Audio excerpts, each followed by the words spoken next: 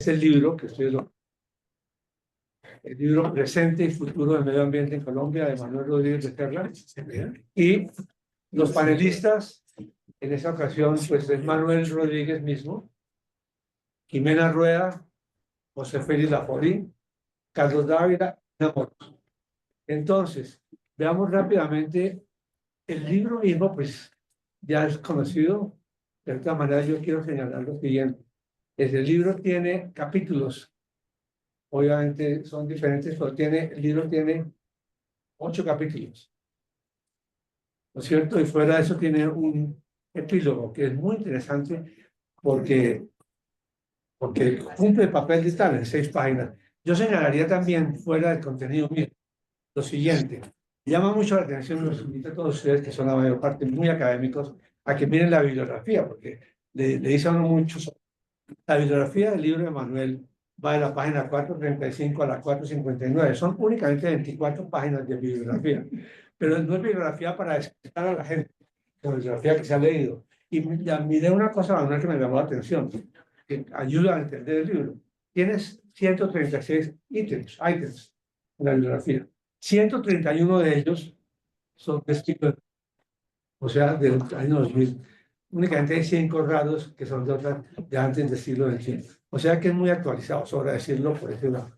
Muy bien, los panelistas mismos, entonces, somos los siguientes. Primero, Manuel Rodríguez Becerra, el autor del libro, es un profesor emérito de la Universidad de los Andes, tiene un posgrado, un PhD en Management Studies de la Universidad de Oxford, y dentro de Oxford en un college que se llama Mondle, y es el autor del libro.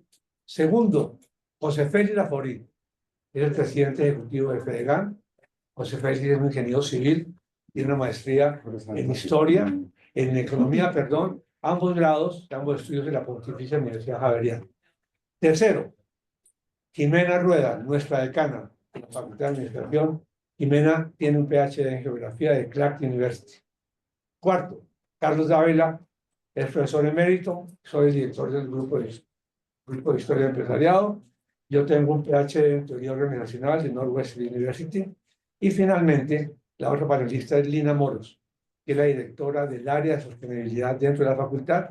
Lina tiene un doctorado en Ciencias Ambientales de la Universidad Autónoma de Barcelona. Sobra decirlo, finalmente, sobre ese libro, el libro fue publicado en septiembre del 23, hace un año. Entonces el libro ha pasado ya por varios conversatorios, eso está muy claro. Pero el libro fue lanzado en la biblioteca del Colegio Ignacio Moderno, donde Rodríguez estudió. Y ha sido objeto de varios conversatorios, como decía, por ejemplo, en la Feria del Libro de Pereira, el año pasado, hubo uno. Segundo, en el Hay Festival, uno en Cartagena, en enero de este año, otro en Jericó Antioquia, muy significativo. Luego otros en la Feria Internacional del Libro, Filbo de Bogotá, etcétera. Pero a más de eso, el libro ha sido divulgado, comentado, etcétera, en diversos medios de información. La verdad que eso quería decir sobre el objeto nuestro del trabajo. Les damos la bienvenida, los 22 personas que estamos aquí presencialmente, y virtualmente hay otro número de personas que ahora miraremos cuántos son, pero muchas gracias a todos ustedes que han mostrado tanto interés en estar acá. El programa es muy sencillo. Inicialmente, Manuel Rodríguez, como autor del libro y conversador principal, tiene 20 minutos para su presentación. Luego, José Félix Laforí tiene 15 minutos. Luego, Jimena Rueda, Dávila y Moros, Lina, cada uno tiene 15 minutos. Vamos a hacer al estilo minandino. El tiempo es tiempo. De manera que listo, Manuel, comenzamos con su presentación, sus 20 minuticos. Bien, yo voy a tratar incluso de gastar menos de 20 minutos. Me alegro mucho. Está oír a los panelistas. Bueno, básicamente, ¿por qué escribí este libro? Yo he escrito 2 libros en los últimos 5 años sobre el mismo tema, pero con diferentes enfoques. El primero fue Presente y Futuro, Nuestro Planeta, Nuestro Futuro, que se publicó en 2019. Y ahora este que es Presente y Futuro del Medio Ambiente en Colombia, ambos editados por Random House.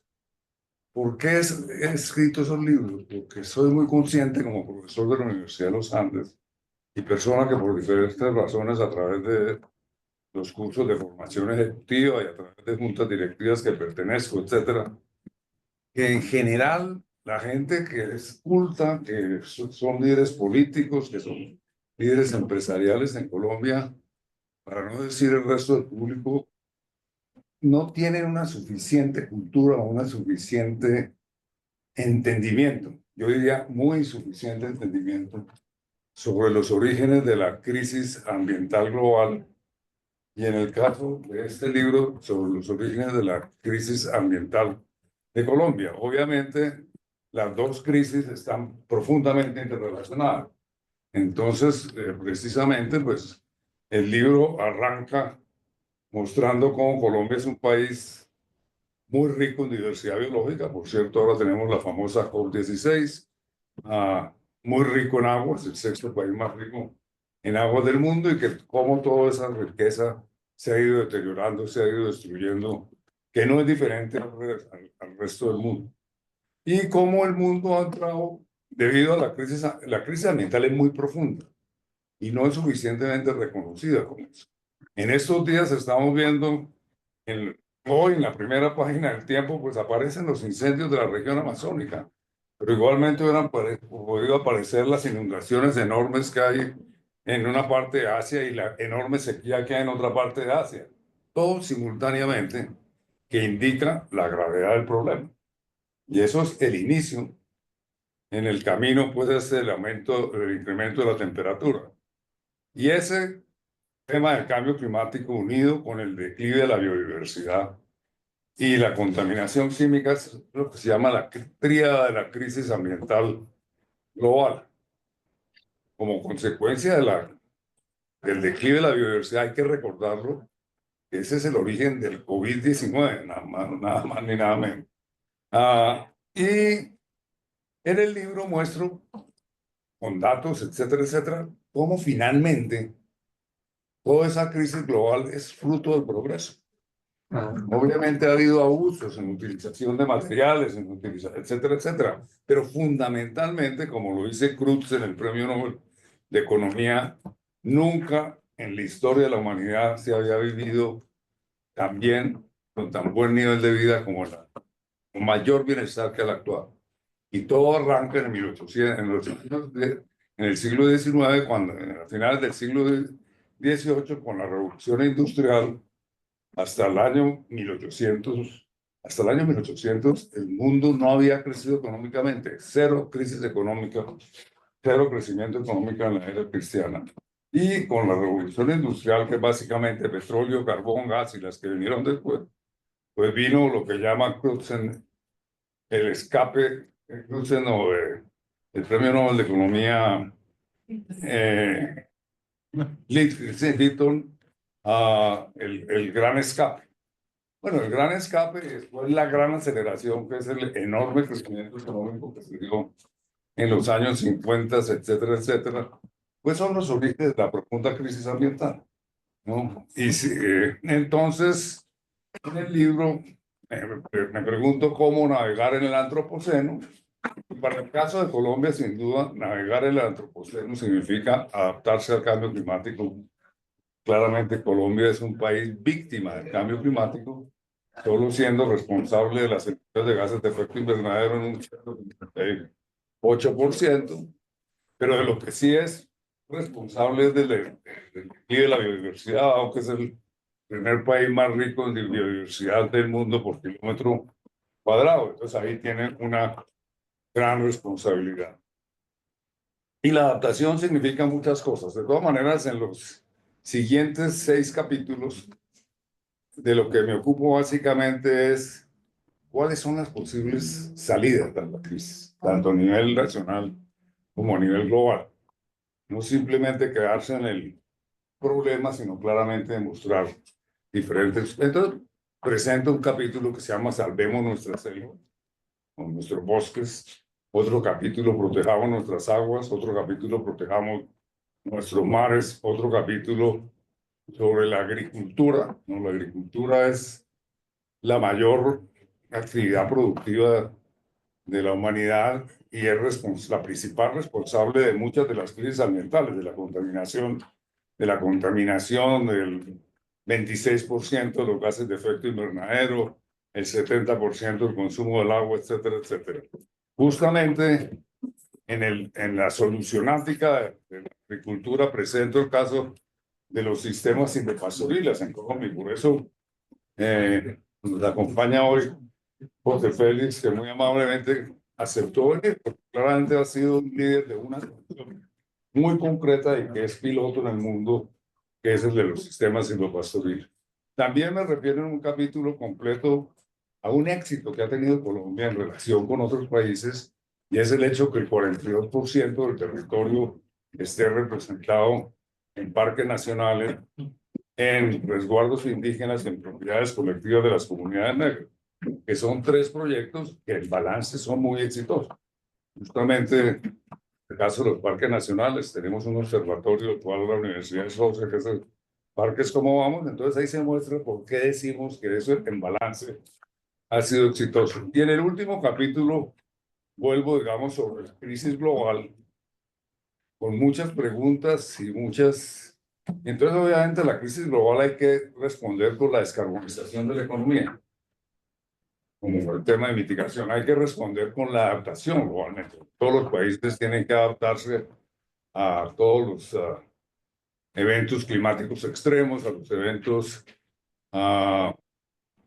pues que son las lluvias torrenciales, las inundaciones, las sequías. Justamente en la agricultura también, para hablar de la agricultura, hoy en día hay grandes avances en la adaptación, para no quedarnos con una palabra hueca. Por ejemplo, en la China y en la India ya se generaron unas variedades de arroz con organismos vivos genéticamente modificados que resisten las inundaciones, resisten estar sumergidos el arroz durante varias semanas. Que el arroz solo puede estar sumergido 3, 4 días, o si no, muere. Y en China e India murieron, pues, grandes cosechas y ya hoy en día han desarrollado esas variedades y también están desarrollando variedades para que aguanten agua poco salina, porque está penetrando con la subida del nivel del mar el agua salina. Y claro, en ese último capítulo, pues me refiero a un tema muy complejo, con bueno, a un tema que es clave, y es por qué hay tanto retardo, por decirlo así, en la implementación de la Convención de Cambio Climático. Y ahí me refiero en detalle a los obstáculos políticos, tecnológicos y económicos. Y de todas maneras, hay una pregunta básica en varias partes del libro, pero en el capítulo 8 vuelvo sobre ella, y es hasta dónde es posible el crecimiento económico, porque el mundo tiene que crecer económicamente. ¿Para qué? Para erradicar la miseria, que es del 7%. En el año 1820 era del 90%, hoy en día es del 7%, que es lo que denomina justamente dito el gran escape. Pero de todas maneras vive aproximadamente un 38% de la población en la pobreza. Entonces hay que crecer económicamente para erradicar la pobreza. Y la gran pregunta sobre la cual no hay respuesta es cuánto más se puede crecer económicamente sin ahondar profundamente la crisis ambiental del planeta. Y entonces es una pregunta que, ¿no? Obviamente examino el tema vis a vis, además, lo que ha sido denominado la crisis ambiental con mayor precisión se describe con los 9 límites planetarios que están profundamente interrelacionados, y de los cuales pues ya se han traspasado 6 límites, 3 están en zona segura y otros 3 ya entraron en un umbral en donde estamos en zona de alto peligro, ¿no? El caso de la biodiversidad, el caso de los nitrógeno y el fósforo, y el caso de los químicos. Entonces esa es la gran pregunta. De acuerdo a proyecciones de diferentes tipos, la economía mundial tendría que crecer 5 veces de aquí al año, 5 veces para erradicarla. La gran pregunta es si podemos crecer 5 veces simultáneamente, no ahondar la crisis ambiental muchísimo más allá. Bien, yo quisiera dejar ahí para darle paso. Simplemente que quise referirme a los propósitos de este libro y la verdad es que estoy satisfecho porque la respuesta de muchos lectores ha sido muy positiva. Dicto mis cursos con este libro este semestre de 2 cursos y ahí va. Muy bien, Manuel.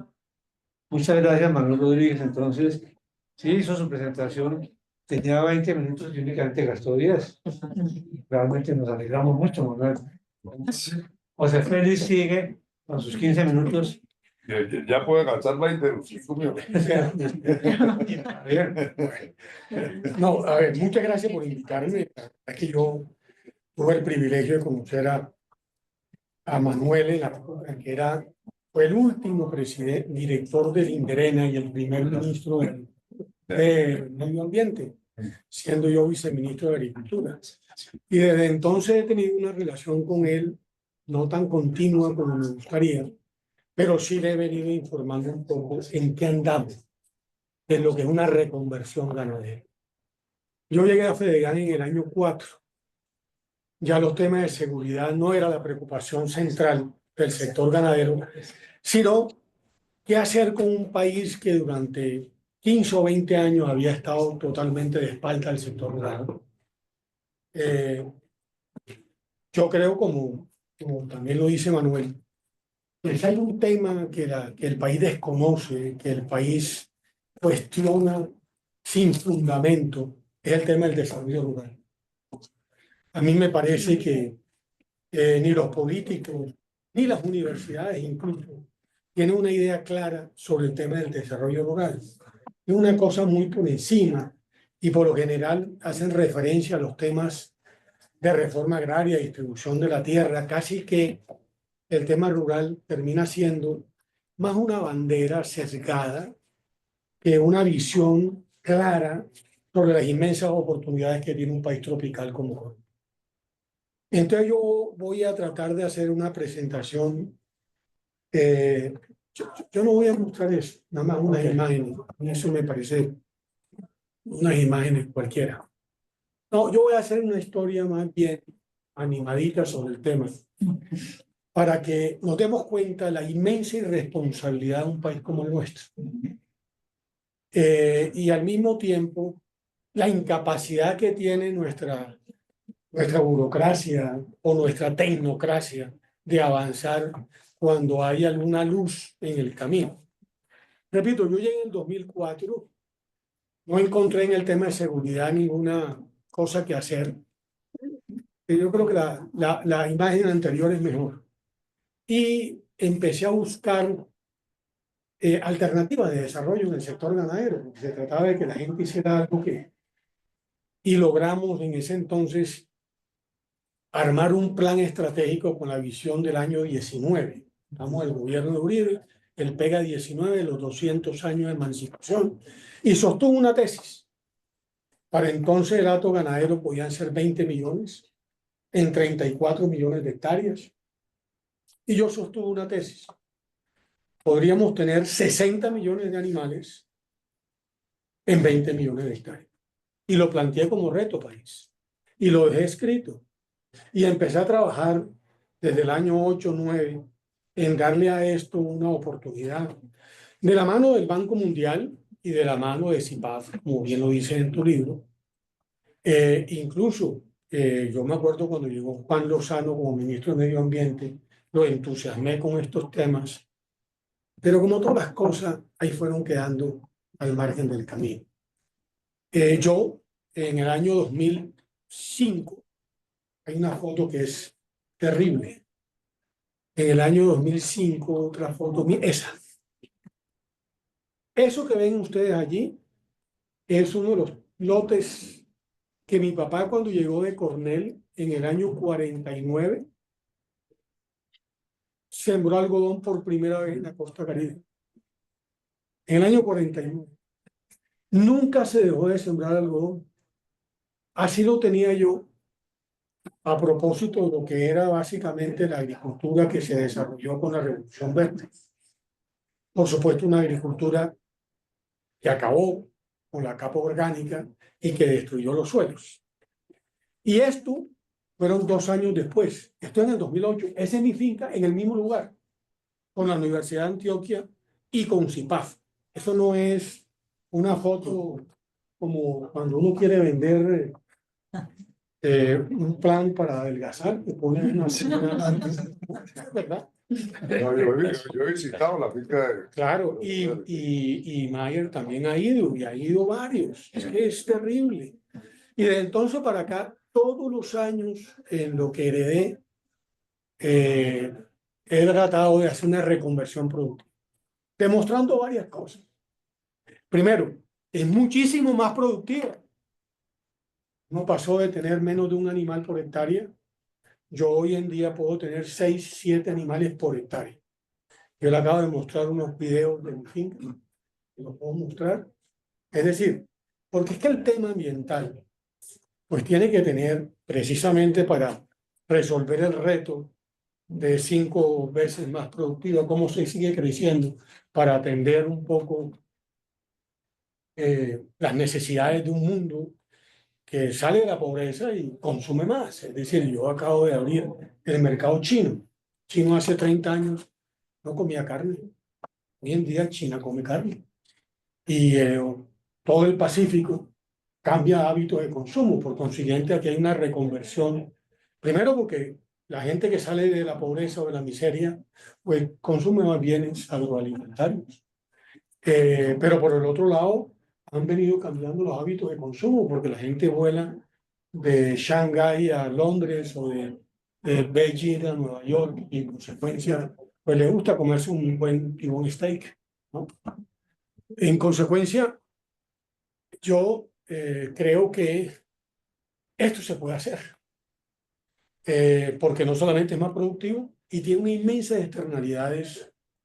A propósito, en este caso, yo creo en los sistemas silvopastoriles intensivos, porque hay una cantidad de reglas, algo de disperso, no sé qué más cosas y tal. Pero si uno quiere tener una promesa de valor real para una gran reconversión productiva en Colombia que realmente cumpla con 20 millones de hectáreas en 60 millones de cabezas, pues necesariamente tú no puedes seguir haciendo lo mismo. Tienes que hacer cosas que realmente generen mucho más valor en el encadenamiento. Yo lo hago con leucaena, se puede hacer con otras cosas, incorpora nitrógeno, permea los suelos, los oxigena, mejora la capa orgánica. Ahí no había capa orgánica. Hoy en día yo tengo suelos en la finca medido por la Universidad de Antioquia, que tiene la misma capa orgánica que tiene un bosque natural. Y por supuesto, esto sí que captura carbono. Yo capturo cerca de 7 toneladas hectárea año de carbono. Aquí está Manuel, que es el que me acompaña en estos temas, por hectárea. Por hectárea. Entonces, imagínense cuando hablan de bonos verdes y una cantidad de cosas que yo no los veo. Llevamos años detrás de esta cosa. Es una promesa que no llega. Yo un día le dije al presidente Petro, a propósito de cuando arrancó su gobierno, en el tema de la deuda y la cosa del Amazonas, yo recuerdo, creo que un secretario de Estado americano con el tema de los bonos verdes a propósito del Amazonas. Eso quedó en nada, ¿no? Una gran crisis pues que tuvo América Latina con el tema de la deuda. Pero como todo, echamos carreta pero no hacemos, ¿no? Cuando llegó Duque al gobierno, lo entusiasmé, ahora es ambientalista. Y sí, pero es que uno no puede seguir echando cuentos. Es más, voy a decir una imprudencia. El discurso que hizo Naciones Unidas, los 2 párrafos se los escribí. Esto lo puede hacer, presidente. Y fue el bochón. No hicimos 1 hectárea en 4 años. Salvo la que hace el sector privado, yo sigo haciendo, porque sigo creyendo en él. No hay ninguna política pública. Sembrar sistemas silvopastoriles tiene tasa de interés más alta que retención de vientres. Es como los ganaderos finalmente terminan tomando plata del sistema para comprar un apartamento en Bogotá. Para que lo hablemos así descarnadamente. Llegó este gobierno y lo entusiasmé con el tema de los bonos Braille, no sé qué más cosas, y firmó un acuerdo en el tema de reforma agraria. Y el documento que firmó el gobierno lo escribí desde el primer párrafo hasta el último párrafo. Y cuando a través del señor Iván Cepeda se lo entregó a Petro, digo, no, me parece magnífico.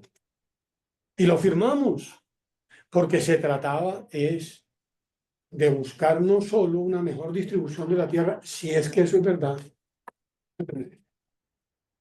Colombia tiene 57 millones de hectáreas y tiene 4.137.000 matrículas inmobiliarias. Por consiguiente, el promedio es de 11 hectáreas. ¿Que hay fincas de 3.000? Sí, pero hay fincas de media hectárea. Tenemos un problema de reconversión productiva gigantesco, con un impacto ambiental altísimo. Entonces, le dije, mire, hagámoslo, pero hagámoslo tratando que aquellos que quieran sembrar hortalizas, que la siembren. Aquellos que quieren hacer ganadería, que hagan ganadería reconvertida. Y le demostré, y tengo, además, se la puedo dejar, simplemente complemento, un análisis financiero. Yo tengo 1.000 hectáreas, tengo 1.000 cabezas, yo vendo 500, me pagan 500, y con estos sistemas puedo tener no una, sino 4. Es decir, el señor que vende 500, en las 500 puede tener 2.000, doble lata. Y las otras 500, que pueden ser para criterio asociativo o distributivo, ¿cierto? Si tienen una reconversión en ganadería, pueden tener también 2.000. Entonces tú pasas de tener una a tener 4.000. Ponte que no tenga lo que yo tengo. Es decir, que puedo tener 6 o 7 animales por cabeza, porque eso requiere al mismo tiempo cultivar y tener comida para los veranos, porque los veranos cada vez son más intensos, los inviernos cada vez son más intensos, que es un poco el tema. ¿Cuántas hectáreas hemos hecho en este gobierno? Un día en el discurso de hace un año largo en el Congreso, el que lo recuerda, dice, es que yo quiero que las vacas vienen para el cielo. A propósito de lo que había visto de mi finca. Ni una. No hemos hecho una. Con el primer ministro de Medio Ambiente de Duque, una persona muy vinculada al sector, hicimos cualquier cantidad de cosas. A la final con Duque sacamos con Manuel Gómez el sello de ganadería sostenible, con un rigor técnico desde el punto de vista laboral, desde el punto de vista, es decir, tiene 4 capítulos complicados, con norma Incontec. Ya Incontec me dio, creo que soy el primero, ¿sí? Creo que soy el primero con la norma Incontec, para mostrar, porque es que el gran problema, yo no sé, la que le gusta la historia, espero que usted, yo tengo un artículo de mi padre sobre el Imperio Romano. Hay una estatua de Marco Aurelio, la distinción entre la autoridad y el poder, ¿no? La autoridad es inmanente. Uno tiene autoridad cuando lo que dice lo hace. El poder es, usted es ministro, usted es un ministro, pero probablemente no tiene autoridad para hacer las cosas.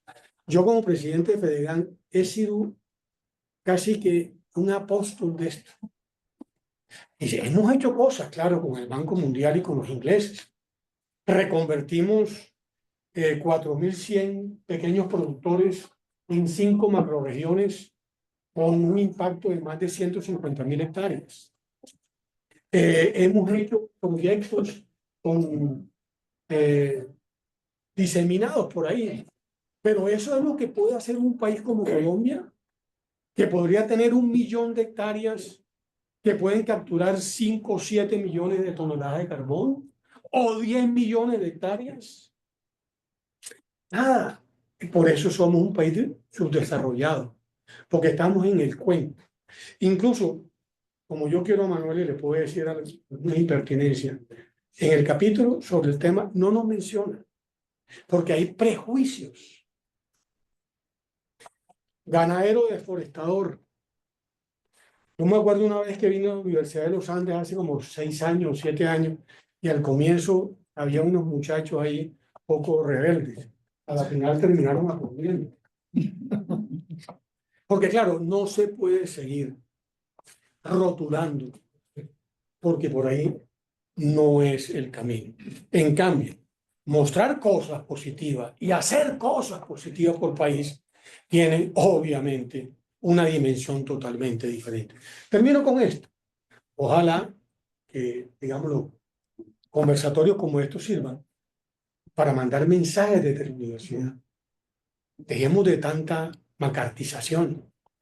Las 300 o 400 mil hectáreas del Amazonas que se destruyeron en una colonización armada es para que con el ganado tener control territorial y luego sembrar coca y destruir la vida de las comunidades. Lo hemos dicho, ahora lo están haciendo nada más que con el santuario de, ¿cómo se llama? Allá en Chiribiquete. de Chiribiquete. Lo vengo diciendo, nadie para bola, nadie habla del narcotráfico como elemento absolutamente disolvente de lo que es la realidad nacional por un lado y de las posibilidades de tener un medio ambiente relativamente aceptable o válido para un país tropical cuya única alternativa es el desarrollo rural con sostenibilidad. Bueno, José Félix, muchas gracias. Muy cumplido. ¿Te gustó? 15 minutos. No, me dieron 5, denme 5 más. No, denme 5 más, yo soy capaz de echarle 5 más. Haz una cosa. Sí, Manuel fue muy corto, pero sí, sigue ahora nuestra decana. Después de la decana, podemos dar unos minutitos más antes para que vaya. un avión. Sí, yo tengo media hora más. Sí, no. Entonces, nuestra decana, Jimena Rueda, está en Washington, D.C. Jimena, Gracias, o New gracias, York, Carlos. Yo, Sí. Jimena, adelante. Muchísimas gracias. Gracias, Carlos, por la invitación a comentar el libro de Manuel. Es para mí, pues, un privilegio y un placer estar aquí. Voy a hacer unos comentarios que yo creo que difieren un poco de los que acaba de hacer José Félix, pero sí me parece muy interesante volver sobre el punto del rol de la ganadería en pues también en los problemas ambientales del país. Pero mis comentarios, pues básicamente tienen como objetivo develar una intención que yo creo que es menos obvia en el libro y que espero que los motive a todos a leerlo y también pues que al final de mis comentarios me crean que esta es realmente lo que yo percibo es la intención de Manuel. Pues él nos ha ofrecido, por un lado, un recurso que es tremendamente pedagógico y al comienzo con sus palabras nos explicó que su intención era la formación a los tomadores de decisiones, pero realmente creo que hay una intención que es más profunda y bueno, allá llegaré. Manuel arranca el libro con una evocación que es casi poética sobre la naturaleza y la belleza natural de Colombia. Y cuando yo lo leí con mi formación de geógrafa, me hizo recordar un pasaje de Garcilaso de la Vega en sus comentarios reales. Pues, si me permiten, lo voy a leer, porque esa es como el espíritu, la ilusión con la que él arranca el libro. Y dice así. El Inca, mirando desde las cumbres de los montes, veía sus dominios y con grandeza de ánimo decía que todo lo que alcanzaba la vista era suyo, pues todo lo gobernaba bajo su poder y mando. Y luego más adelante dice, desde las grandes costas del mar que bañan las provincias de Chincha y Lima, subiendo por las sierras de los Andes hasta las cumbres de Potosí y Quito, toda aquella inmensa tierra estaba bajo el mando del Inca. Las altas cordilleras de los Andes, llenas de minas riquísimas, y las fértiles llanuras de la costa daban todo lo necesario para el sustento del imperio. Entonces yo tuve como esa misma evocación. Yo cuando comencé a leer el libro, sentí que Manuel nos transmitía como ese sentimiento de ser dueños de esa inmensa geografía, de pasearnos por todos los paisajes de Colombia. Sin embargo, él muy pronto como que nos despierta esa ensoñación y nos hace como caer de cara a una realidad que es, yo creo que el dilema central que enfrenta Colombia, y es que tenemos una belleza natural incomparable, pero que está muy amenazada, y una diversidad que es asombrosa, pero que está a punto de desplomarse y de partirse en mil pedazos. Y este es el contraste, o digamos, el contraste que nos plantea Manuel es lo que me ha hecho pensar, algo que yo he dicho también en otros espacios, y es que la exuberancia de la naturaleza no es en realidad una muestra de la riqueza, porque si uno mira atentamente y comprende que hay unos hilos muy delgados que unen todo ese complejo arreglo de los de los ecosistemas y su funcionamiento y la relación entre la parte, digamos, viva y biótica y con la parte abiótica de de la naturaleza colombiana en todas sus dimensiones, pues uno se da cuenta que estamos pues como a punto de desprender todos esos hilos y de tener como consecuencias que son irreversibles y que serían muy dramáticas para la naturaleza, pero sobre todo para nosotros, ¿no? Que dependemos de manera tan profunda de sus contribuciones para nuestro bienestar. Y el mismo Manuel en uno de los pasajes cita a Julio Carrizosa y dice que es como un poco una tontería de los políticos pensar o decir, repetir que Colombia es rica en biodiversidad, cuando en realidad lo que somos es complejos en biodiversidad. Y creo que eso es muy importante tenerlo en cuenta, ¿no? A partir de que el país es realmente complejo y que esa complejidad implica una fragilidad muy grande y estamos abocados a hacer algo muy pronto antes de perder. Bueno, entonces luego Manuel pasa como a explicarnos cada uno de los tres componentes de la crisis ambiental global y ahí hace, yo creo, a mi juicio, un trabajo magistral, porque esos tres componentes que él acaba de mencionar, el cambio climático, la pérdida de biodiversidad y la contaminación química, pues es la combinación de los tres lo que hace la situación presente tan compleja para la sociedad. Y él nos da unas cifras que son muy contundentes y muy útiles. Y usa unos ejemplos que a mí me parece que son fantásticos y de verdad que las personas que no han leído el libro se los recomiendo porque logra como acercarnos a esos conceptos que son un poco complejos con ejemplos muy concretos. Entonces, por ejemplo, presenta el peso de todos los animales domésticos y domesticados frente al peso de la vida silvestre y pues la comparación es asombrosa. O sea, nosotros, el mundo que conocemos es un mundo ya completamente construido, ¿no? Más del, igual nos presenta porcentajes de la masa, de la materia creada por los seres humanos comparada con la capacidad de los ecosistemas de crear, digamos, de recrear naturalmente materia cada año y pues estamos en un punto en donde el mundo construido es mucho mayor que el mundo natural, en peso, en volumen, en impactos, etcétera. Entonces creo que eso es muy útil, es realmente una visión que es muy iluminadora y nos explica como conceptos muy fundamentales de la ciencia, por ejemplo, el tema de la atribución y el tema de los puntos de inflexión, que son dos conceptos muy difíciles de entender, o sea, cuánto del cambio, cuánto de los efectos naturales que vemos todos los días, de los huracanes, de las sequías, etcétera, es producto del cambio climático y se puede decir certeramente que es así. Y cuánto de eso se debe pues a las variaciones naturales, ¿no? A las variaciones anuales o interanuales que ocurren y a estos eventos que de todas maneras sabemos que van a pasar cada cierto tiempo. Y el otro concepto que creo que es muy importante y que él nos logra aclarar es el de los puntos de inflexión. Y ahí esa idea de los puntos de inflexión y su importancia para la estabilidad planetaria, de nuevo, transmite esta sensación de fragilidad, de que estamos como sosteniendo un lienzo que es muy delgado y que tenemos 9 puntos que lo mantienen en equilibrio, pero que si se suelta uno puede desencadenar pues unas consecuencias que son inesperadas y catastróficas probablemente para la humanidad, aunque sobre eso pues él lo reconoce, todavía hay mucha incertidumbre. Bueno, y algo que Manuel, entonces esa es como la explicación de los fenómenos naturales, de la ciencia, o sea, siendo un no científico, yo creo que un logro mayor de su trabajo es lograr transmitirnos con tanta claridad este conocimiento científico y hacerlo como cercano y apropiable. Luego entonces él entra a explicarnos por qué llegamos aquí, cómo es que llegamos aquí y cuáles son qué nos ha conducido a estar en este momento de crisis ambiental.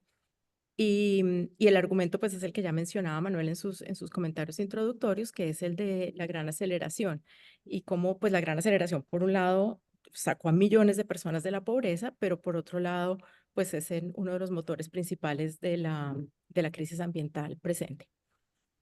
Hay un punto en el que Manuel y yo diferimos en la interpretación de los motores del cambio ambiental y es el rol de la población y el rol del control de la población en la reducción de los problemas ambientales. Yo creo que injustamente los pobres han sido acusados de tener como hijos sin control. Y Manuel argumenta que las razones por las que la política de control de natalidad no se ha incluido en los tratados internacionales son de naturaleza religiosa. Y yo creo que ahí hay más que eso.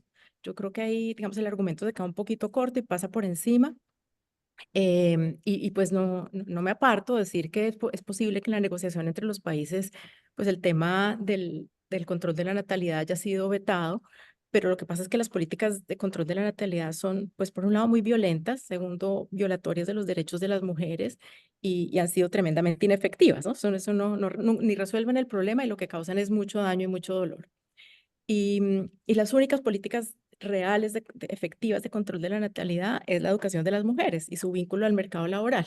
Entonces, ahí es cuando las mujeres ven una manera distinta de vivir la vida, empiezan y tienen acceso al mercado laboral, acceso a la educación, pues empiezan a bajar las tasas de fertilidad, por un lado. Y por otro lado, también creo que asumir que la población es un elemento, digamos, que necesita ser controlado, pierde de vista como el boost o lo que se ha llamado el bono poblacional que da una población joven a una sociedad, ¿no? En términos de crecimiento del empleo, crecimiento de la innovación, en fin, hay unas oportunidades enormes cuando uno tiene una población joven que trabaja y que además pues paga las pensiones de los que ya no trabajan. Entonces creo que ese argumento hay que como que refinarlo un poco porque tal como está presentado, además de que es difícil defender una política de control de la natalidad, creo que no es necesario y por otro lado desconoce el rol de la población en la innovación y en el cambio tecnológico y también pasa por encima de un argumento que yo creo que sí es muy poderoso y es el del consumo y la desigualdad, que yo creo que ahí es donde sí hay un rol muy importante de la sociedad contemporánea en, digamos, en generar los efectos que hoy vivimos del cambio climático y de la pérdida de biodiversidad. Oxfam, por ejemplo, dice que el 1% más rico de la población es responsable del 66% de las emisiones del planeta. Entonces, ahí están en ese 1% incluidos inversionistas, está, ¿no? Elon Musk, Carlos Sims, Bill Gates, Taylor Swift, y una cantidad de personas muy ricas en el planeta cuya riqueza, cuyo despilfarro y cuyas inversiones pues crecen sin control. Y entonces creo que enfocarnos en la población es un poco perder el punto de la desigualdad y sobre todo este consumo tan acelerado em, de ciertas personas, de individuos en particular, y no solo su consumo personal, pero sus inversiones. Bueno, esa es una omisión del trabajo, pero creo que es menor de cara a la impresionante síntesis que logra Manuel sobre nuestros problemas y sus orígenes. Y luego, entonces, él pasa a las soluciones. Y ahí yo creo que es la parte más fascinante del libro porque uno lee a Manuel Rodríguez como leer la historia viva del ambientalismo colombiano. Los protagonistas de esta historia son Manuel y sus amigos del alma, sus compañeros de lucha en la protección del país y pues en ese sentido yo creo que este libro es un tributo a esos héroes, a esas personas que han sido determinantes en quebrar la curva de la destrucción en la que veníamos o en la que estamos caminando, pero han hecho increíbles esfuerzos para que eso no sea así y con algunos éxitos que él los reconoce a lo largo del libro. Entonces, los capítulos del 3 al 7 son una exhortación a la acción. Los títulos son Protejamos nuestros bosques, protejamos nuestros mares por una agricultura ecológica. Le falta el signo de admiración, pero son realmente unas consignas más que unos títulos. Y yo creo que ahí Manuel hace un llamado muy profundo a la acción, aunque él es lo que yo llamaría como un optimista circunspecto, porque habla con mucho optimismo de lo que ha salido bien, pero también pues él repara en que las intervenciones han sido escasas, son imperfectas, llegan muy tarde y pues por más de que sean bien intencionadas, pues no son como destellos de hacia dónde deberíamos caminar, pero no realmente es una ruta segura que nos saque de la encrucijada en la que estamos. Entonces, sí, pues yo creo que él, pues ahí no nos llama a engaño, es muy consciente de que es necesario hacer más y que la construcción de un futuro distinto debe partir, yo creo que de dos cosas fundamentales. Por un lado, el derecho de las comunidades a la autodeterminación y al derecho sobre la tierra y sobre la propiedad de los territorios que ocupan. Y por otro lado, el conocimiento científico. Entonces, todo lo que él sostiene a lo largo, las tesis que va construyendo capítulo por capítulo, se basan en un conocimiento científico muy profundo, mucho del cual está desarrollado en nuestro país, que aunque es un país muy pobre en inversión en ciencia y tecnología, aún así tiene un acervo de conocimiento muy importante sobre los ecosistemas y su funcionamiento, y él hace un esfuerzo enorme por rescatar ese conocimiento. Entonces, yo creo que Manuel concluye perdón que me estoy extendiendo un poco más de lo que había pensado, pero bueno, ya llegaremos espero tener suficiente tiempo para que podamos tener la discusión. Pero digamos que la conclusión central del libro es que si bien la adaptación climática es la prioridad de Colombia, porque Colombia es un país muy pobre para ponerse a hacer metas de descarbonización absurdas como las que ya nos hemos comprometido, imposibles de cumplir, que además pues, nos reducen la dependencia a los únicos recursos que en este momento tenemos como fuentes de ingreso y de divisas. Pero él dice, bueno, independientemente de eso, de que no tenga mucho sentido, digamos, financieramente acudir al camino de la mitigación, lo que para Colombia tiene sentido es hacer adaptación, pero si uno se fija en las políticas de adaptación, las políticas de adaptación finalmente pasan por políticas de mitigación del cambio climático, como la restauración de los ecosistemas, como la recuperación de los suelos, etcétera. Entonces, creo que hay una visión muy interesante y es pongamos la prioridad en la adaptación porque vamos a sufrir muchísimo. Somos uno de los países más expuestos al cambio climático, pero en el camino y las estrategias, pues a la vez van a contribuir a la mitigación del cambio climático. Entonces, bueno, ya para concluir, pues este es un magnífico libro que usa como el conocimiento actual más relevante, como lo mencionaste, Carlos, está lleno de las citaciones más importantes, la ciencia más actual y más profunda. Está escrito de manera muy didáctica y con un conocimiento de primera mano de las decisiones de política que se han tomado a nivel nacional y a nivel global, porque Manuel ha sido protagonista de esas decisiones. Y nos muestra también cómo la ciencia va despertando poco a poco la conciencia de los burócratas y va haciendo que las cosas cambien. Si bien a un ritmo infinitamente menor al necesario, la ciencia cumple un rol muy importante y finalmente creo que el libro es como una oda al ambientalismo, porque es el ambientalismo el que ha permitido ese puente entre la ciencia y la política. Y sin ese trabajo de los ambientalistas, pues no habría sido posible llegar al punto donde hemos llegado. Entonces, muchas gracias. Hasta aquí cierro mis comentarios y pues muy dispuesta a escuchar sus preguntas. Bueno, Jimena, muchas gracias.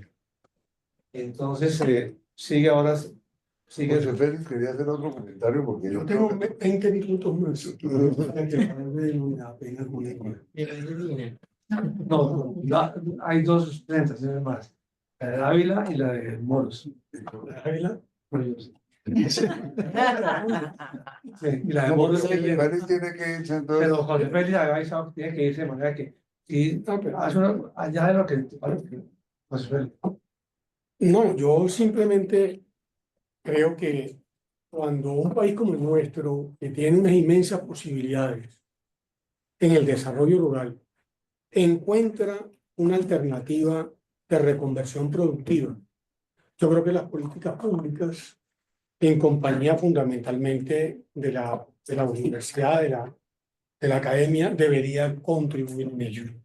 Yo tuve la oportunidad también de leer, no digo todo el libro, sino buena parte del libro. Es un libro absolutamente interesante y contribuye como el que más a darle incluso mucho más contenido a unas discusiones que a veces son discusiones un tanto subjetivas, sesgadas, que no aterrizan en digamos, en la respuesta que tiene que darse.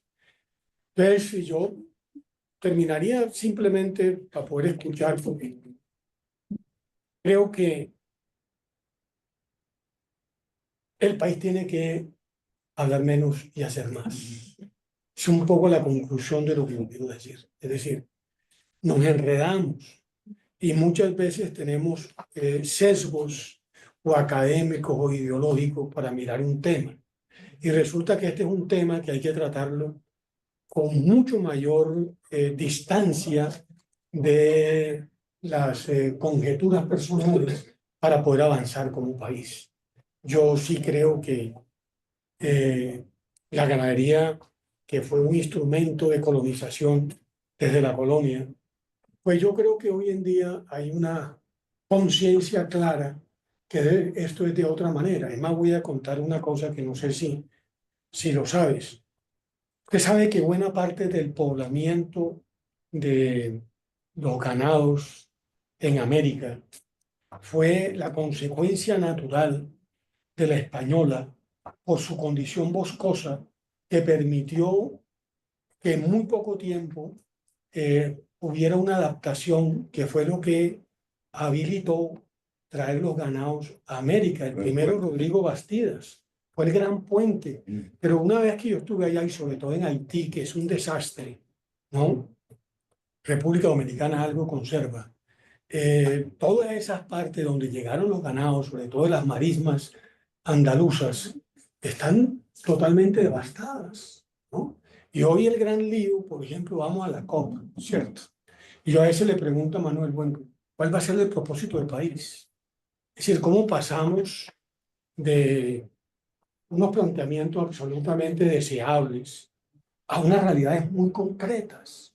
Es que de verdad yo me siento a veces frustrado y entusiasmo a la gente. Todos mis congresos ganaderos siempre tienen un componente ambiental. Usted va a dirigir un panel, porque creo que hay que seguir insistiendo en la conciencia, pero uno siente que las políticas públicas no acompañan y a veces la rotulación de ganadero, deforestador, eso termina por no ser un partner adecuado para tal propósito. Yo no he podido, por ejemplo, nunca hablar con la ministra de Medio Ambiente.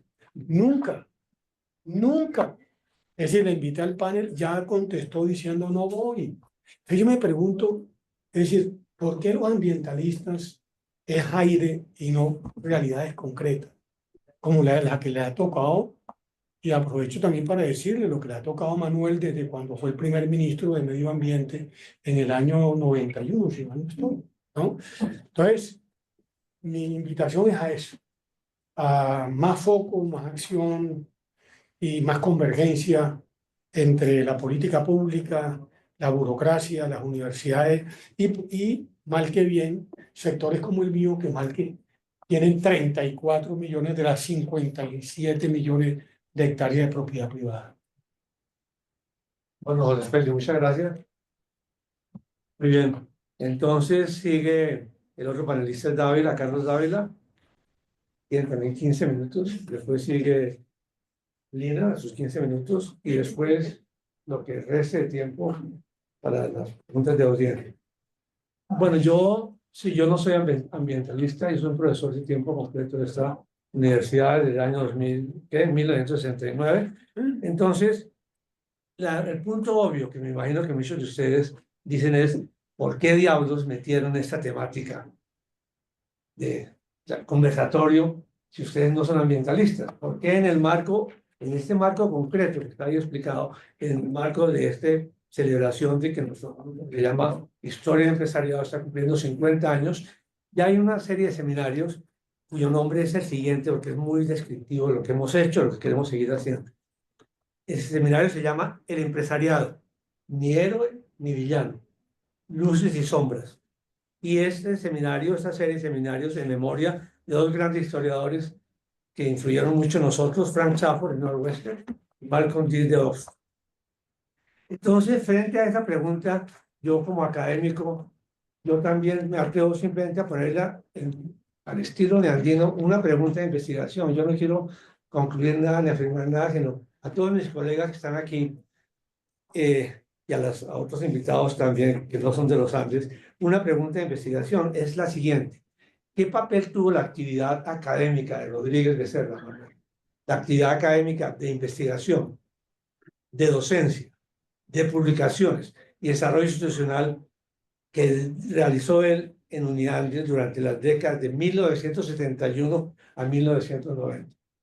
Esa es escasamente una pregunta de investigación.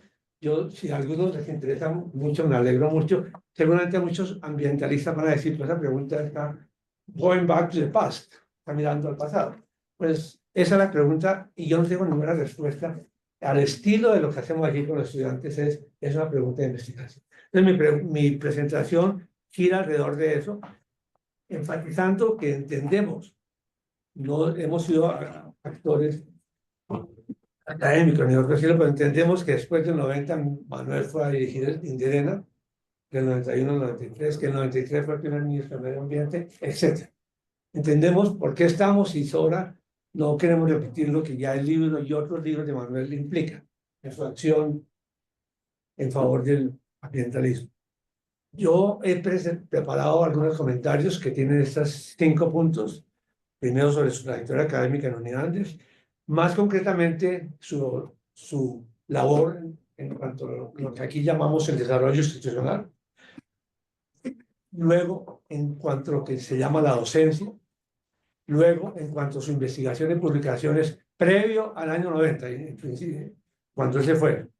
Y tal vez me atrevo a pensar en 2 slides al final que esa actividad de Manuel, o esa pregunta de investigación, yo doy un insumo simplemente para que mis colegas en el futuro indaguen la pregunta. No tengo ninguna respuesta. Y el insumo que doy es, aquí Manuel hizo esas actividades académicas que tienen ciertas características, que son unas y no otras, buenas o malas. Simplemente trato de reflejar la realidad.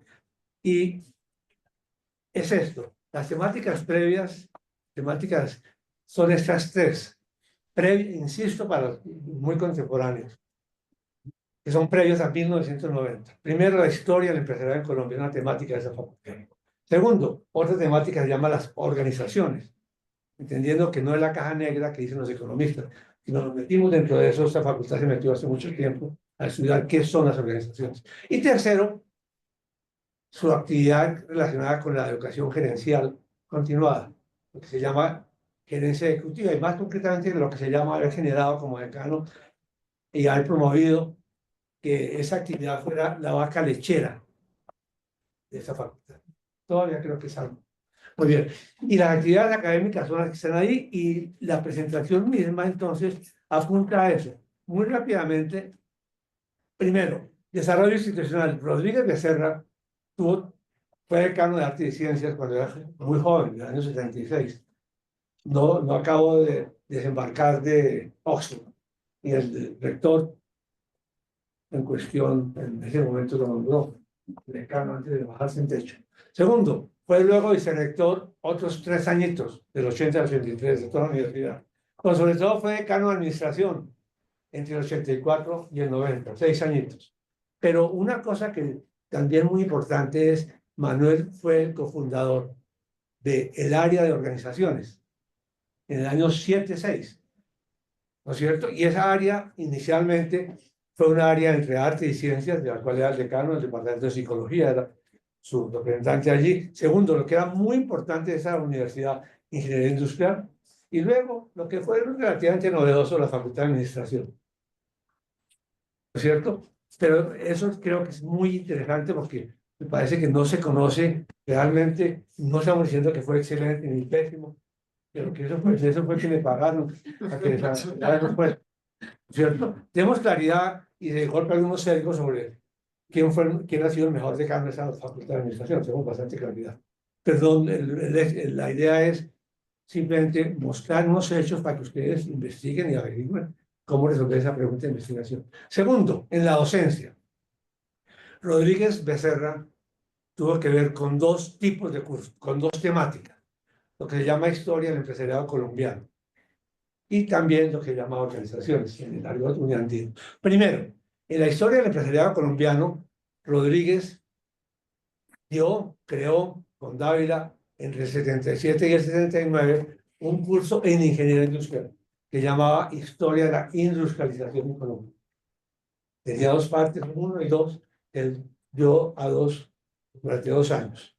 Luego, entre el 81 y el 87, enseñó un curso que llamaba, como se llama ahora, Historia del Empresariado, Historia del Desarrollo Empresarial Colombiano, HD, que va en la promoción 101, pero Manuel tuvo durante 2 añitos que la facultad estaba muy sola y tal, se encargó de ese curso.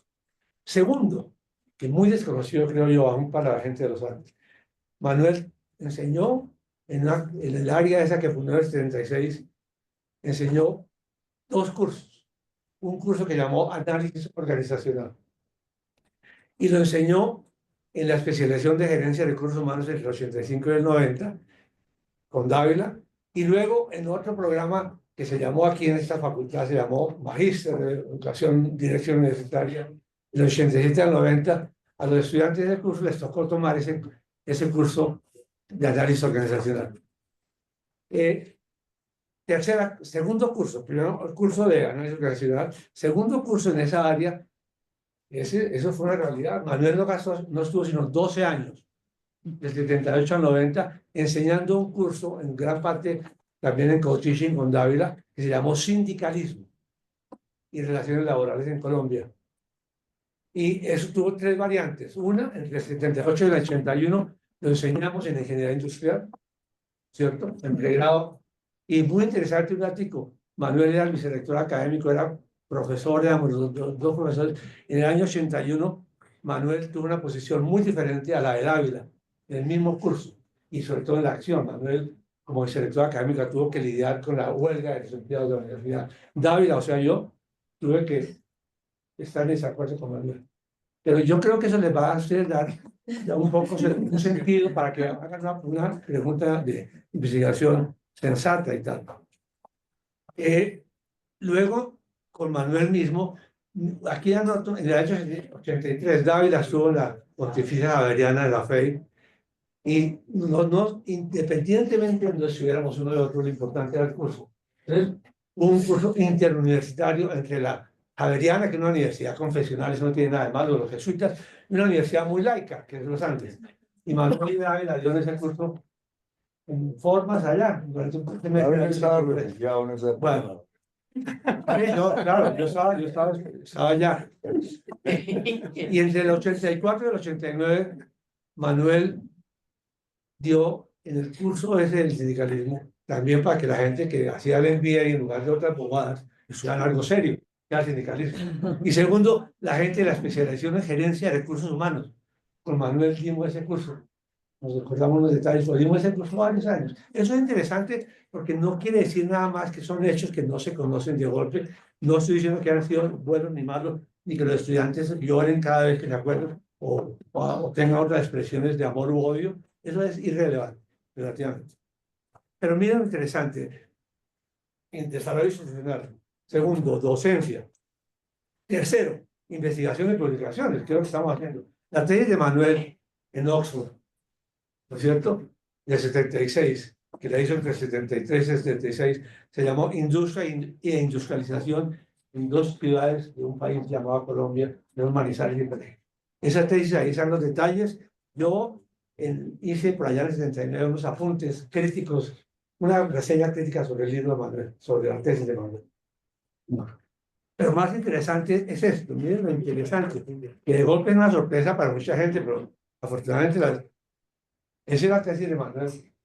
En el año 70, aquí la tenemos también, en el año 79, se tradujo al español y tal, es el librito rojo, lo publicó el Comité de Investigaciones de la Santa Universidad de los Andes, y el comité, Era laica. ¿no es cierto? Era laica, porque eran santos. No, ese lo publicó rojo la Facultad de Artes y Ciencias.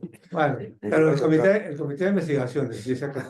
Segunda cosa, 5 años después, no, 4 años después, Manuel publicó el mismo trabajo, pero otra cosa más bonita, más moderna, llamada El empresario industrial del viejo Cali, 83. Y 10 años después, ya de la sacrosanta Facultad de Administración, donde Manuel había sido decano y ahora ministro y otras cosas, la facultad dijo, no, ese librito vale la pena, y se publicó en una forma muy bonita y lujosa, típico de la facultad. Se publicó ese libro en el año 93. Hicimos un lanzamiento cuando Manuel era ministro. Que ese libro, pero es básicamente el mismo libro. Lo que quiero decir es que fueron 3 reimpresiones, que algo quiere decir. Y se reimprimían no porque le dieran puntos de nada, no a subir y a bajar en los journals, en los rankings, se reimprimían porque había pedido para eso. Pero más interesante, miren esto. Rodríguez, a la tal historia empresarial, hizo 2 contribuciones importantísimas. Uno en el año 82, en la revista del CEDE, llamada Desarrollo y Sociedad, publicó Los Empresarios Extranjeros de Barranquilla, entre 1820 y 1900, con Jorge Restrepo, que ha estudiado una maestría en la UNAM. Y 7 años después, y la facultad lo reprodujo después, en el 87, pero 4 años después, en la revista de la FAES, Fundación Antioqueña de Estudios Sociales, número 1, apareció un estudio de los mismos Restrepo Rodríguez, que llamaba La Actividad Comercial y el Grupo de Comerciantes de Cartagena a finales del siglo XIX. Un trabajo muy interesante. De hecho, esa facultad de administración tuvo la sabiduría en el 2003 de reimprimir uno de ellos, el de Cartagena. Y ahí está esa cosa fea, eso se llama microfilms, ¿no? Y son una herencia que me dieron, me dejó Manuel ahora, hay que ver si lo votamos o qué hacemos, ¿no? Porque es lo que Manuel trabajó para Barranquilla, Cartagena y el Restrepo, fue con los microfilms de las cónsules de Estados Unidos en Colombia. Eso puede parecer chistoso, pero es así. Fue muy interesante, están ahí un poco feos y grandes. Pero además de eso, hubo otras dos cositas para iluminar nuestra pregunta de investigación, y es esta. En el 89, antes de ya estar en camino de irse, publicó esta monografía sobre la participación de los trabajadores en las empresas, que tiene que ver con el sindicalismo y tal. Y en el 90, ya a puertas de irse, publicó esa otra cosita sobre la Facultad de Administración y la internacionalización de la economía que se venía.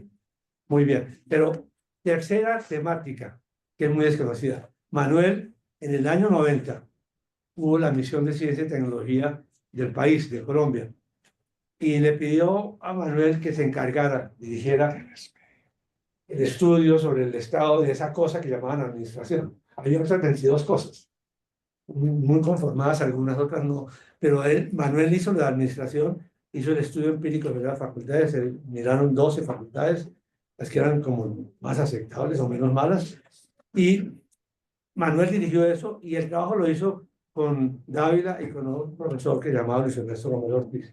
Lo interesante es esto. Ese libro es del 92, entonces la gente dirá, pero bueno, ya han pasado 2 años, yo diría, pues ese libro surgió de lo siguiente. Cuando presentamos los resultados del diagnóstico del estado de la Facultad de Administración, ¿es cierto? Que hoy las 12 o 13 mejores, era tan desastroso el estado de ellas, que algunos decanos, muy típicos de los decanos de aquella época, no de los contemporáneos, de los de aquella época, nos hicieron una insólita insinuación. Nos dijeron, profesores, Restrepo, Rodríguez y Dávila y Romero, la ropa sucia se la arrancas.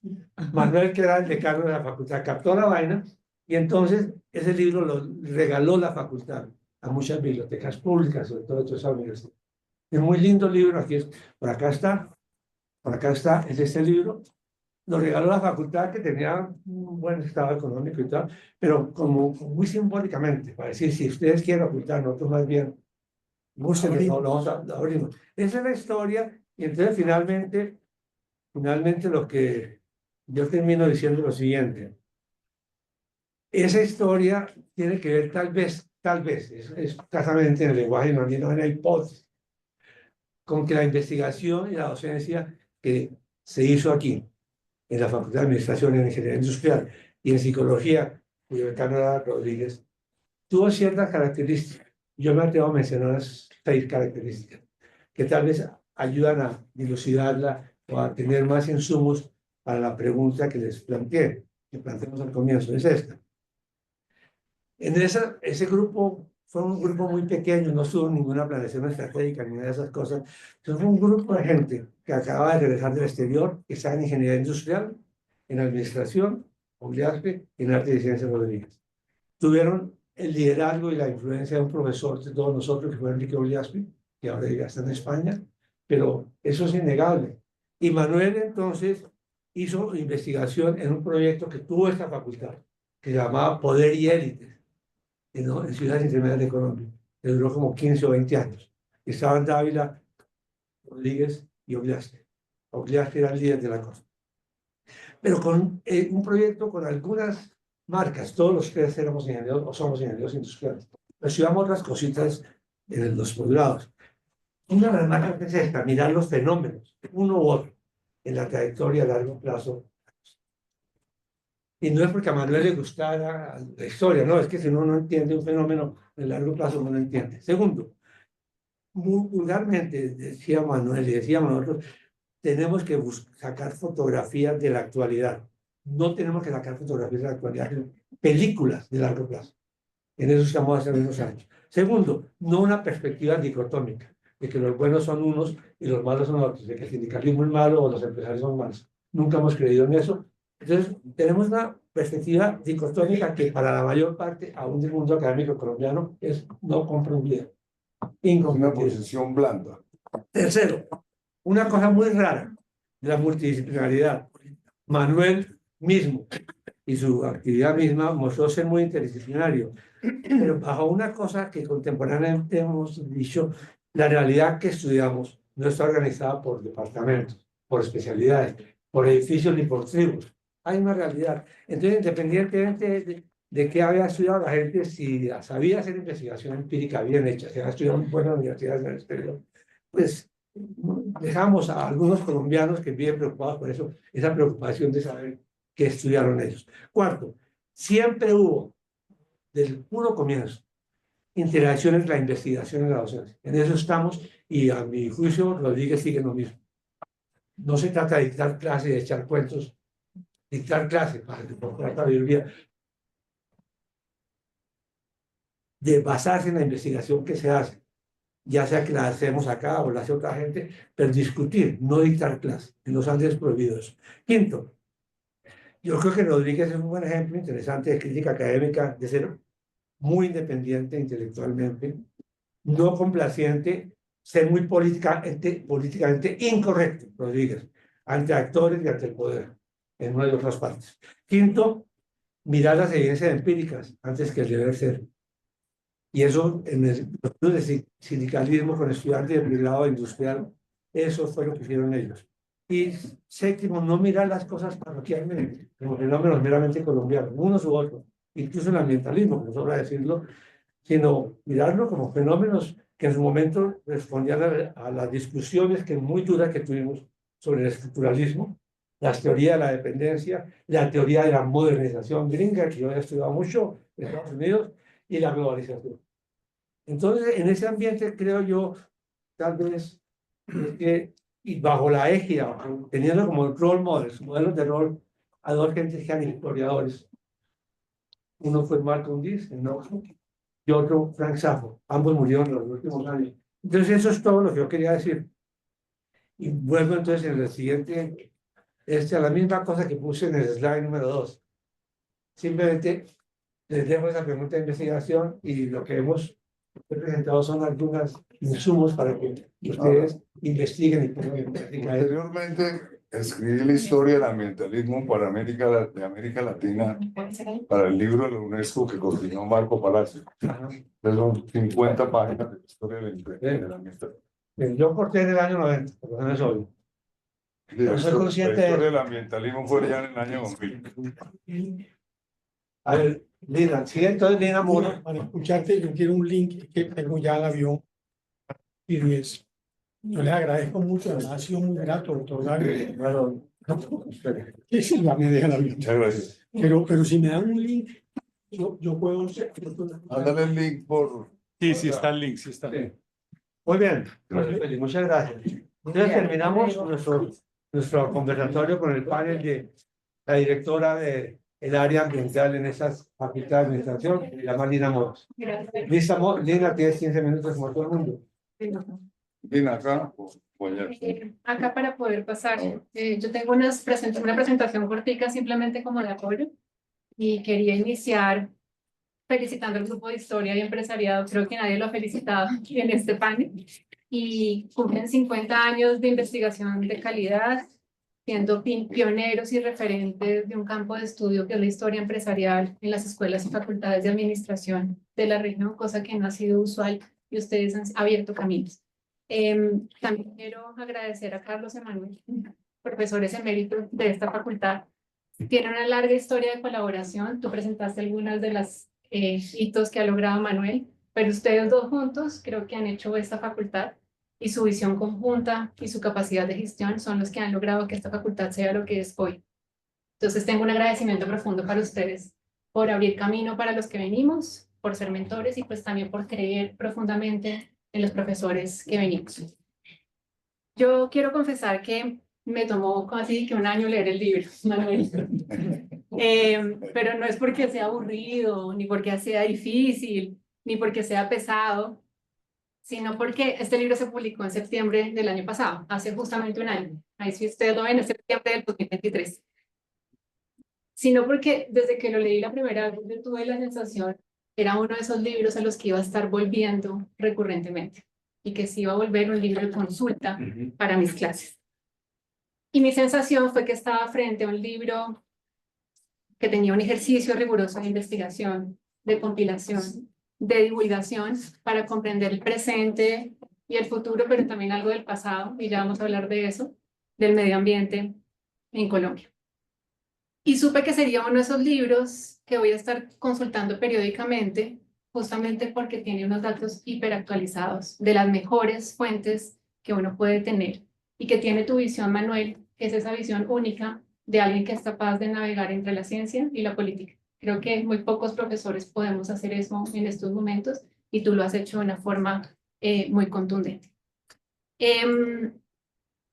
Además, el libro nos ayuda a entender esas tensiones inherentes del desarrollo sostenible en un contexto de policrisis. No es solamente crisis climática, crisis de declive de biodiversidad y contaminación, sino es también una crisis de conflictos geopolíticos que estamos viendo actualmente, de creciente desigualdad, como lo mencionó Jimena la decana. Y mi sensación cuando leí el libro es que el libro es un oráculo, en el sentido en que uno puede abrir cualquier página y va a encontrarse con un dato contundente, con una cifra que lo interpela a uno de una manera ética también. Y, por ejemplo, encuentra uno este tipo de datos que están acá. Espérenme, voy a compartir pantalla para que lo puedan ver. Los que están. Ya, gracias. Voy a dejar así porque no sé cómo hacerlo. Por ejemplo, datos como este que está en la página 431, pero básicamente uno puede abrir cualquier página y se va a encontrar con un dato de este tipo. Que dice el 82% de la población mundial vive en países donde el ingreso promedio es inferior a $30 por día. Y esos $30 por día es el nivel aproximado por debajo del cual las personas son consideradas pobres en los países de altos ingresos. Entonces volvemos a hablar del tema de la desigualdad, que es algo que mencionó Jiménez. Básicamente uno abre cualquier página del libro y se encuentra con un boom, con algo que lo sacude y que lo interpela desde una perspectiva ética. A Manuel le he escuchado muchas frases, pero quiero resaltar estas dos que las uso y las cito bastante en mis clases. Y es uno, la degradación ambiental y la degradación humana y ética están íntimamente unidas. Esto lo dice Manuel en todas nuestras reuniones, en muchas clases. Y dos, que es una que me encanta, dice las fuerzas de la naturaleza serán las que nos pongan en nuestro lugar. Y yo acompaño esta frase con esta imagen, que fue la imagen que tuvimos, la primera imagen que tuvimos a color de la Tierra en 1972, porque justamente es la naturaleza y sus fuerzas las que nos pondrán en nuestro lugar. El libro se llama Presente y Futuro, ¿sí? Pero yo también encontré algunas referencias al pasado, al menos al pasado reciente, me refiero como a finales del siglo XIX y comienzos del siglo XX, con los inicios de la industrialización, la gran aceleración, que es este término que se usa para describir el aumento rápido y generalizado de la actividad humana y su impacto en los sistemas naturales de la Tierra. La gran aceleración abarca sus cambios sociales, económicos y ambientales que se han producido a escala mundial desde la década de 1950. Entonces, en el libro hay varias evocaciones al pasado, sobre todo a los inicios del problema en el que estamos. Manuel también habla del marco de los límites planetarios, y que son esos procesos y funciones del sistema Tierra que garantizan la estabilidad de la vida en todas sus dimensiones, y que obligan también una mirada al pasado, a comparar los estados y las tendencias actuales del deterioro ambiental con las de un punto de referencia usualmente parametrizado entre 1850 y 1900. Por darles otros de esos datos, boom, en los últimos 30 años, nos recalca Manuel, se han emitido más del 60% de los gases de efecto invernadero desde la época preindustrial. En el libro también hay varias evocaciones a los pilares del ambientalismo moderno, y aquí pongo dos. El reporte de los límites al crecimiento de 1972 a mano izquierda y el informe Brundtland de 1987. En el libro encontrarán entonces varias referencias también al pasado, no solamente al presente y al futuro. Yo no le puse pasado, presente, futuro. ¿Por qué? Porque parecía demasiado cargante, ya con el Ya. presente y el futuro. Yo Suficiente. era consciente que estaba el pasado. Suficiente. Parecía too much la gente dice el pasado. Tener que leer aquí el pasado, el presente y el futuro too much. Sí.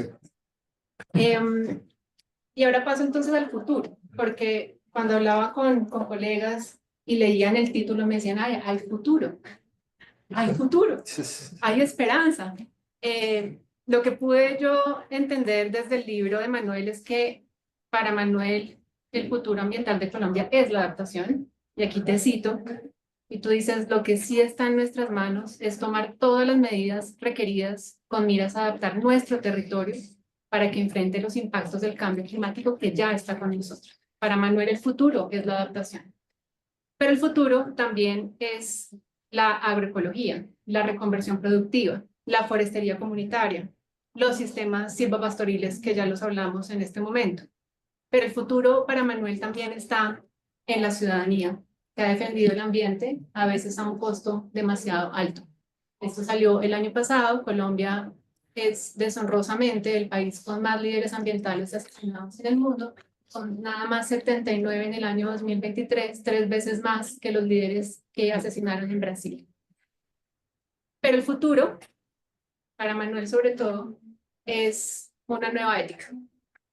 Es una nueva relación entre los seres humanos y el entorno, donde cada persona tiene dos países, el suyo propio y el planeta. Ya que pongo una foto de las noticias de esta mañana, donde estos conflictos geopolíticos implican una nueva ética de entender que somos ciudadanos. Quien quiera entender el pasado, el presente y el futuro del medio ambiente en Colombia con una mirada global, no parroquial, como tú decías, o una mirada translocal, como me gusta llamarlo ahora, debería empezar sin duda por este libro. Un tercer aspecto que me gustó muchísimo, Manuel, y de esa mirada tuya particular, fue la sensibilidad por el aporte de las mujeres a la ciencia, la incidencia y la política ambiental. Hace poco, en una de nuestras reuniones del área, nosotros nos reunimos una vez al mes, pero nos encontramos mucho en los pasillos. Manuel, tú dijiste, el cuidado ambiental ha sido históricamente femenino. Y me alegró muchísimo ver en el libro distintas referencias, por ejemplo, a Margarita Marino, quien en 1983 integró la Comisión Mundial sobre Medio Ambiente y Desarrollo, organizada por la ONU, en la que se definió el desarrollo sostenible. Entonces, tenemos unos aportes hechos desde Colombia, en este caso de Margarita Marino, donde se define el desarrollo duradero. Si ustedes se van a la definición, a la traducción que hace la ONU, es desarrollo duradero, no desarrollo sostenible, que es curioso. Y dice, el desarrollo duradero trata de satisfacer las necesidades y aspiraciones del presente sin comprometer la facultad de continuar haciéndolo. Entonces mencionas a mujeres como Paula Caballero, que fue fundamental en la definición de los Objetivos de Desarrollo Sostenible, a Alegría Fonseca, Elvira Alvarado, Sandra Vilardi, María Clara Vanderhamen, Ángela Andrade y muchísimas más. Así que como el libro es un oráculo y uno abre una página y encuentra un dato, también salta una mujer que ha estado en la defensa del medio ambiente y de nuestro futuro común. Voy bien de tiempo, ¿no? Sí, muy bien. Ahí, perfecto. Y como este seminario se llama Luces y Sombras, Ajá. yo quise pues como organizar esta última sección en un título que le puse como Lo luminoso en medio de lo sombrío. Ajá. Porque creo que es difícil encontrar luces en un momento, como decían por ahí que Manuel es un optimista circunspecto. Es difícil encontrar esas luces en medio de lo sombrío. Entonces, quiero resaltar algunos elementos que menciona Manuel en el libro. En las luces, Manuel menciona la economía circular como una de esos elementos claves. Y la economía circular, acá hay también un montón de definiciones en el libro, entonces es maravilloso como un libro de consulta. Y una definición es un paradigma económico nuevo e incluyente que tiene como objetivo minimizar la contaminación y los desechos, extender los ciclos de vida de los productos y permitir un amplio intercambio de activos físicos y naturales. Es una economía que es competitiva, que crea empleos verdes y decentes y que además se mantiene dentro de los límites planetarios. Entonces, Manuel lo dice, la economía circular nos da algunas pistas de lo luminoso en medio de lo sombrío. Yo incluiría la necesidad de algunos cambios en los modelos de negocio, hacia modelos de negocios sostenibles y regenerativos, que plantean que la naturaleza sea un grupo de interés primordial y principal. El panel intergubernamental de cambio climático lo mencionó en su reporte del 2021 y decía que atender la crisis climática, y están estos 3 cuadritos, requiere no solamente cambios individuales, por ejemplo, hábitos, rutinas, patrones de consumo, conciencia.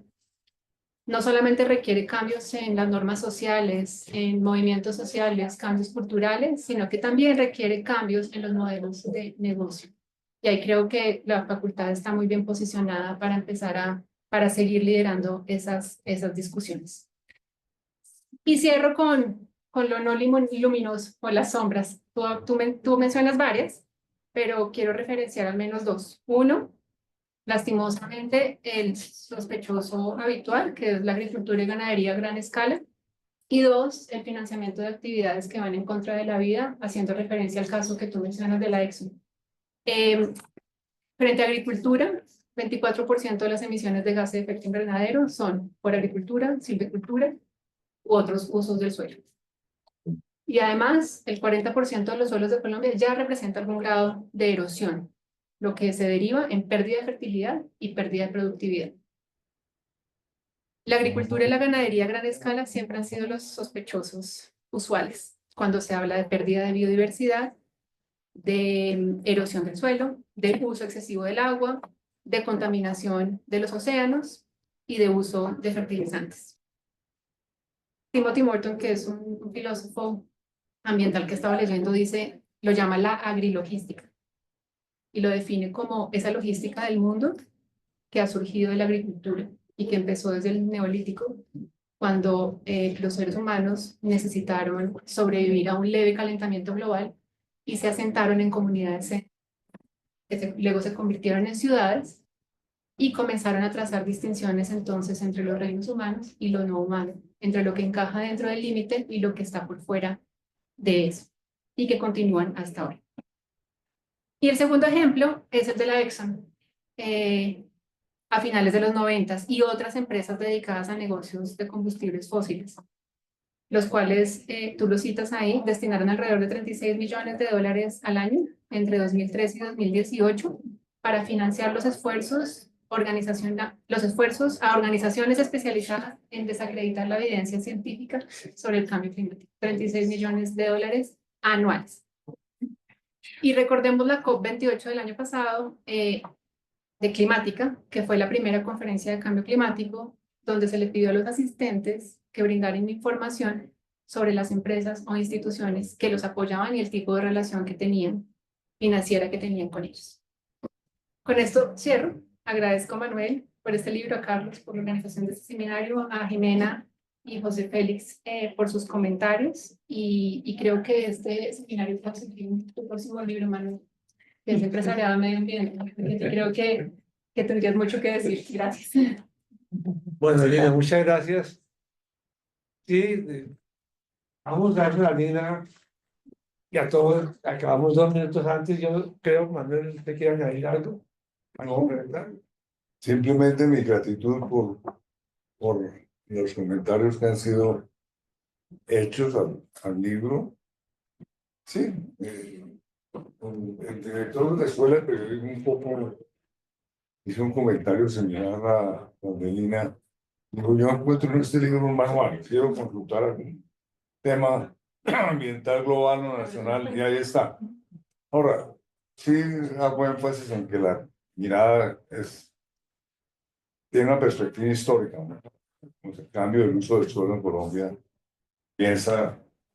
lo miro desde Sí. Cambió el uso del suelo con el ingreso de la ganadería hasta el presente, a partir de los datos de este.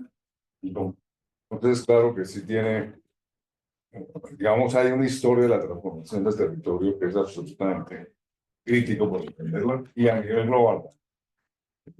Muy bien, muchísimas gracias por los generosos comentarios. Y ya estoy comenzando la tarea de un libro, pero no les voy a decir.